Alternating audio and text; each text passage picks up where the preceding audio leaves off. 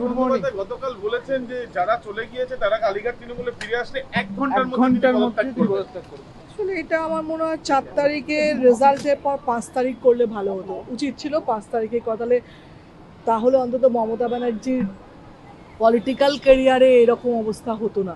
দেখো, হার জিত তো আছে, যে কোনো দলই হারতে পারে জিততে পারে, কিন্তু বাদবাকি দল যে টুকরো টুকরো টুকরো টুকরো হয়ে গেল, দিদির মতো একটা নেত্রীর দল, সেটা খুব দুঃখজনক। কিন্তু এই ডিসিশনটা আমার মনে হয় অভিষেকের 5 তারিখে নিলে ভালো হতো, সেটা এতদিন অনেক লেটে নিল।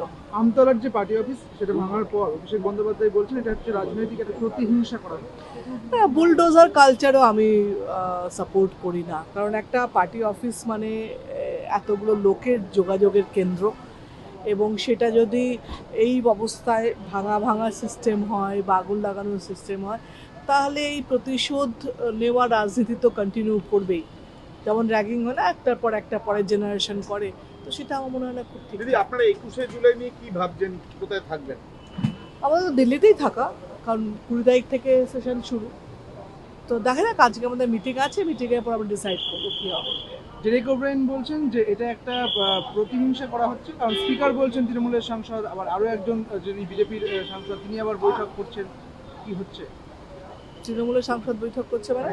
অন্যদিকে বিজেপির সাংসদ তারা ওই এনসিপি এর সঙ্গে বৈঠক করছে, আবার স্পিকার বলছেন তারা তৃণমূলের সাংসদ। কাজে এটা একটা কোথাও গিয়ে অনেকদিন ওরা তৃণমূলে অভ্যস্ত হয়ে গেছে বলে বোধহয় কনফিউশন হচ্ছে, হয় না, যে অনেকদিন ধরে একটা দলকে সেই নামে ডাকা, সেইভাবে ডাকা, হয়তো সেই কারণে কিছু কনফিউশন হচ্ছে। দিদি, শেষ প্রশ্ন, আজকে যে বৈঠক সেটার মূল লক্ষ্য কি আছে, মানে মূলত কোন বিষয়গুলোর উপর নজর দেবেন?